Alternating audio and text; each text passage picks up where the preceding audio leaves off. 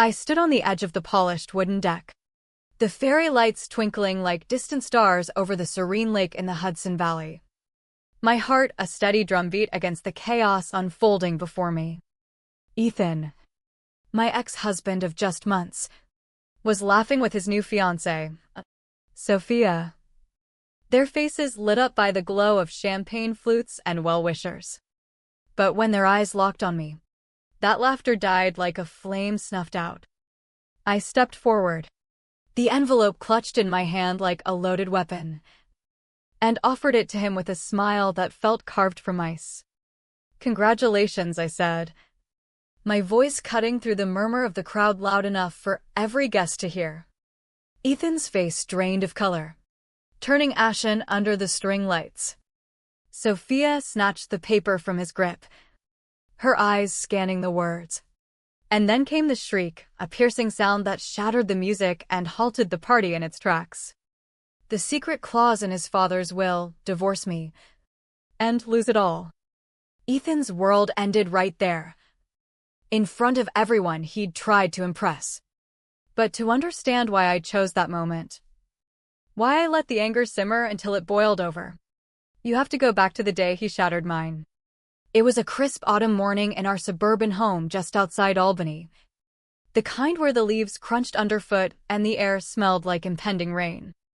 Ethan stood across the granite kitchen island from me, his eyes fixed on the floor, avoiding the gaze that had once promised forever. "Mia," he said, his voice flat, like he was reading from a script.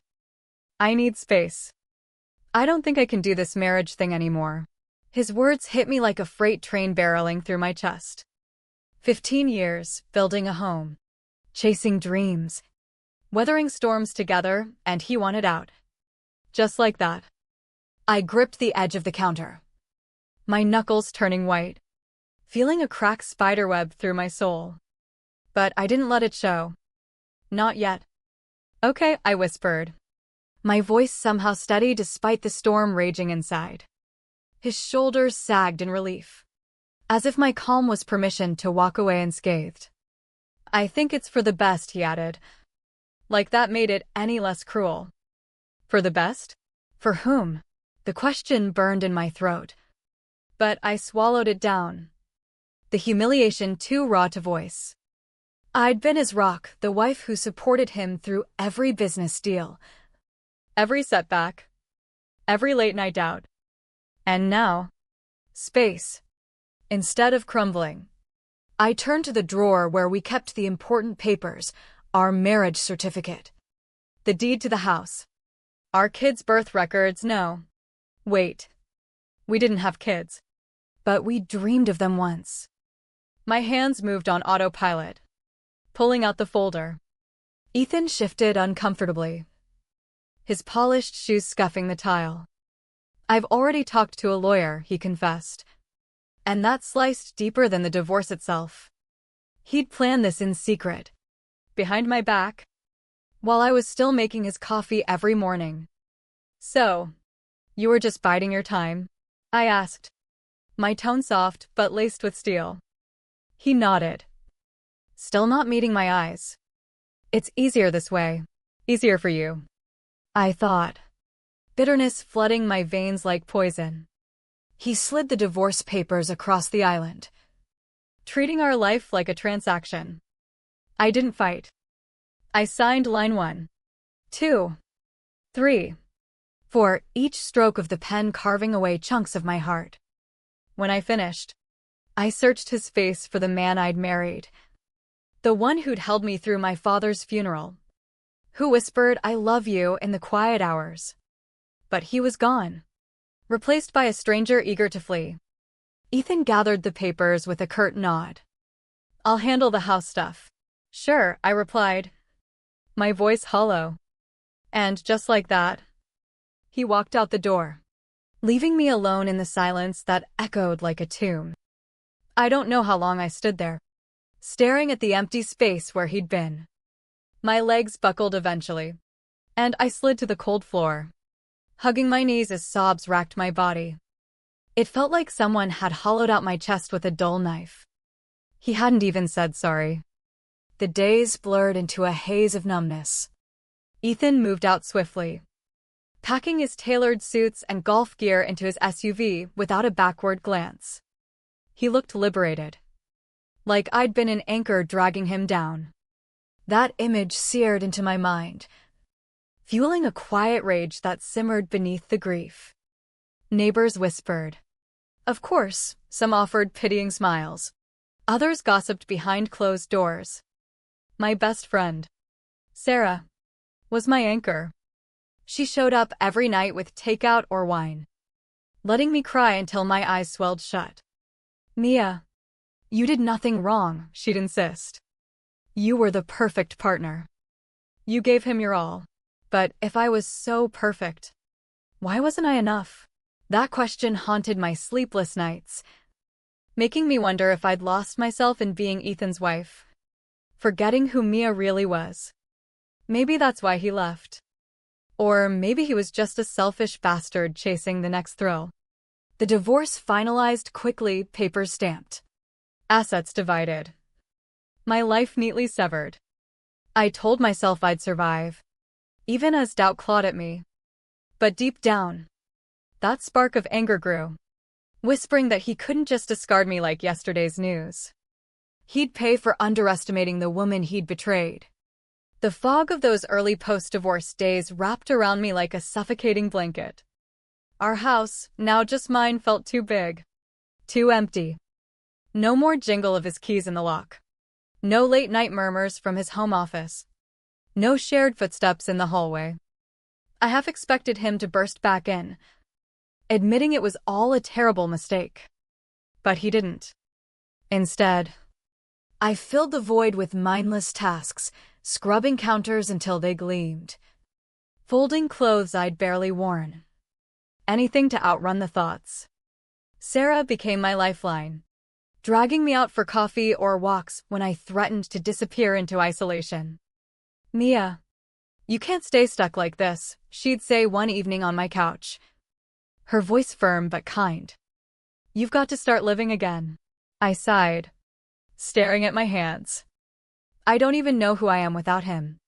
Sarah, she grabbed my hand. You're tougher than you realize. Remember that. Nights were the worst.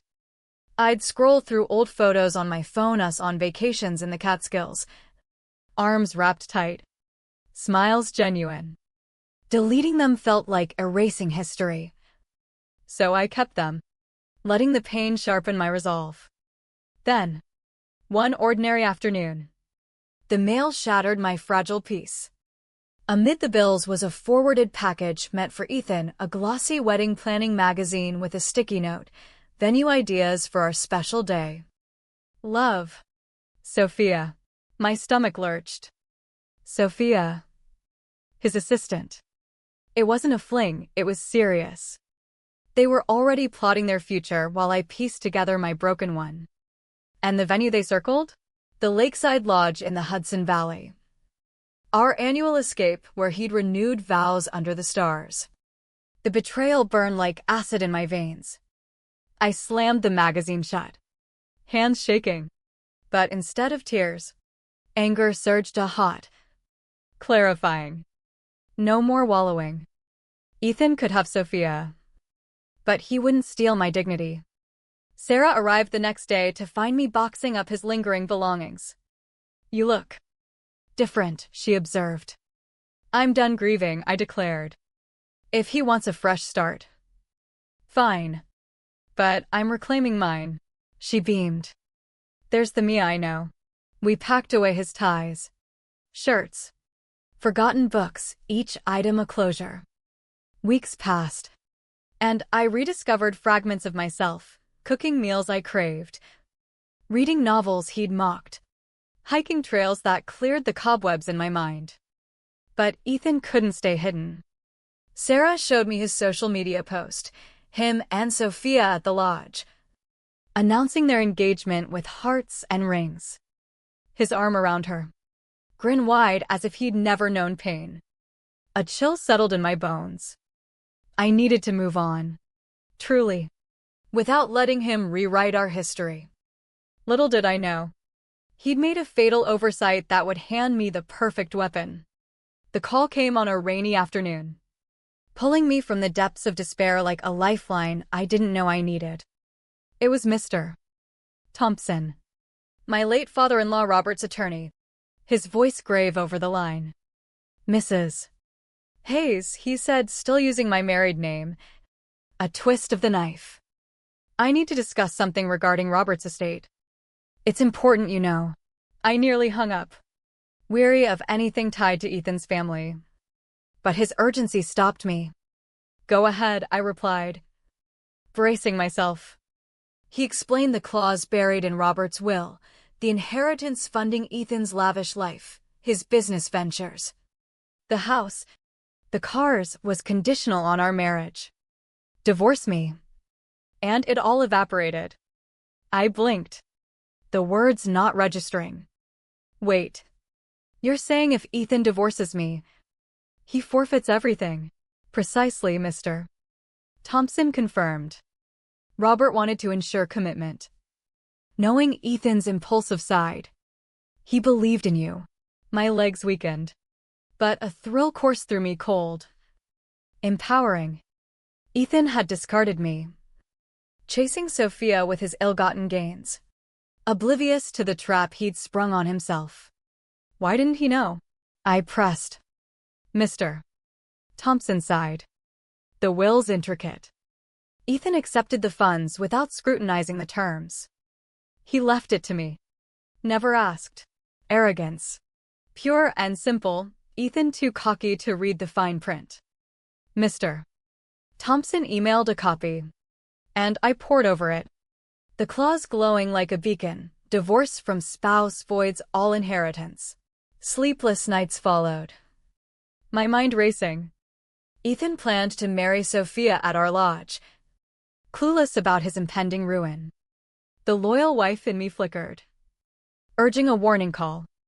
But memories flooded back, his casual dismissal. The divorce papers like a grocery list. No. He'd chosen this path, now he'd walk it. I confided in Sarah over coffee, her eyes widening as I spilled every detail. Holy crap. Mia, this is massive. I nodded, calm settling like armor. What now? She asked, staring at the highlighted text. I whispered, I'm going to make him face it. For the first time since the split. Power surged through me. Ethan and Sophia thought they'd triumphed. But the truth I held could dismantle their fairy tale, and I'd be the one wielding the hammer. Those weeks after discovering the clause were a masterclass in duality. Outwardly, I played the healing ex-wife, back at my job as a graphic designer. Polite nods to neighbors. Even joining a yoga class Sarah dragged me to. But inwardly, I plotted. The will my secret arsenal spread across the kitchen table each night. I memorized every line, the words fueling a quiet fire. Ethan flaunted his bliss meanwhile, social media brimming with couple selfies at upscale dinners. Galas. Their love a spectacle. Sarah showed me a video, Ethan touring the lodge. Banners proclaiming Sophia plus Ethan forever in glittering script. My gut twisted, they were claiming my sacred spot. You okay? Sarah asked, seeing the fury. Fine, I lied. But focus sharpened. I wouldn't strike yet. Let him bask in false security, the fall would hurt more. I ghosted his messages about loose ends, letting him think I'd faded away. Over coffee with Sarah, I sketched my plan on a napkin, let him announce the engagement. Then crash it. Hand him the will in front of everyone. Her jaw dropped. That's ruthless. Mia. He left me no options, I hissed. He stole my life, now I reclaim it. Sarah nodded. Fierce. He has it coming. Routines became rituals of strength, boxing more remnants. Ignoring Sophia's smug posts. The engagement buzz hit local circles, Sophia's family hyping it as the event of the season at the lodge. I imagined guests on the dock where Ethan once kissed me. And resolve hardened.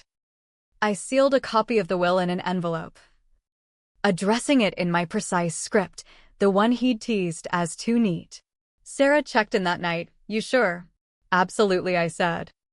I need to see his face when it crumbles. She hugged me. I'm in your corner. No more victim. Ethan and Sophia assumed I'd vanish quietly, but they underestimated the storm I'd become. The envelope on my nightstand was my talisman, its edges a promise of reckoning. Sleep came easier, laced with anticipation. Truth was my blade, and the time to strike neared. The official announcement hit like a gut punch. Sophia's polished video on Instagram, Ethan kneeling, ring flashing, her squeal scripted perfection. They kissed for the camera, the lodge party details scrolling below. Our haven. Now their stage. Sarah stormed over. Seen this? I nodded. Fire in my veins. You could mail it. Spare yourself, she suggested. No, I insisted. I need to watch his empire fall.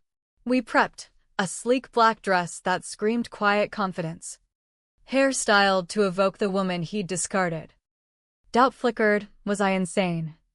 Walking into their den? But the betrayed part of me roared louder. Days before, an invitation arrived, Sophia's audacity in gold-embossed paper. Ethan and Sophia, a celebration of eternity. I laughed bitterly, placing it beside my envelope, past and payback side by side. Insomnia gripped me. Memories replaying, Ethan's whispers at the lodge, now erased for her. But I'd reclaim my narrative. Party day dawned. Sarah drove, my stomach nodding as the lodge emerged stone paths, twinkling lights, Lake Serene. Memories assaulted me, but I armored up. You've got this, Sarah whispered. We stepped out, heads turned as I approached. Ethan in his tailored suit, Sophia in near bridal white, radiating triumph. Their eyes met mine, his annoyed, hers faltering. I clutched the envelope, heels clicking like a countdown. Amelia? Wait. Mia, why are you here? Ethan stammered. I smiled coolly. Just to say congrats. I pressed the envelope into his hand. Something you overlooked. He frowned, tearing it open as I turned. Sarah studying me. You nailed it, she murmured. Heart racing. I knew the explosion was imminent. From the deck's edge, I watched the unraveling. Ethan scanned the paper, lips parting in disbelief. Sophia peered over, smile vanishing at the clause. Divorce voids inheritance. Chaos erupted. What the hell is this? She hissed. Drawing stares. Ethan's hands shook, the page fluttering. I stepped closer, voice even. Your dad's will. Should have read the details. Sophia's face paled. Ethan, tell me this is fake. He stammered, horror dawning. It means he's broke, I announced clearly, gasps rippling through guests. Sophia shrieked. Raw and ugly. You promised me everything. You liar. She shoved him, storming off, dress tearing on a chair. Ethan chased futilely. Sophia. Wait. But she vanished. He turned to me, pleading, you knew. I nodded. Why not tell me? Because you never cared what you threw away. He collapsed into a chair. World shattered. Sarah whispered. You did it. No pity stirred. He'd earned this. Freedom washed over me light, unburdened. The aftermath hung like a surreal haze. Guests fled, whispers buzzing. Ethan remained slumped, clutching the will like a curse. Sarah urged, let's go. But I approached. How long have you known? He croaked. Long enough. You orchestrated this. No. You did. I just didn't let you bury me. He mumbled about fixes. But I cut him. You can't patch this. Ethan. You ended us. His plea, I never meant to hurt you. But you did. Eyes on us. I stood firm, You tried to erase me, but I was your foundation. Now live with the ruins. Sarah pulled me away. We're done. He reached Mia. Please, I stepped back. Nothing left to give. Walking away. Chin high. The lodge faded in the mirror. Sarah, okay. Finally, I breathed. The cage lifted. I was Mia again. Ready to rebuild. The next day dawned bright. My house's sanctuary of peace. Sarah called. News is exploding. Ethan Hayes loses empire over hidden will claws. Comments savaged him. Reckless. Fool. Sophia ghosted. Luggage in tow. Pity flickered briefly. But no, he'd built on my ruins. We toasted over lunch, to reclaiming power, to new beginnings. A solo walk followed, couples. Families. Life pulsing. I felt included. Free. In a bookstore. Novel in hand. I smiled, proud. Healed. Ethan scarred me. But scars fade. My story? Mine to author now.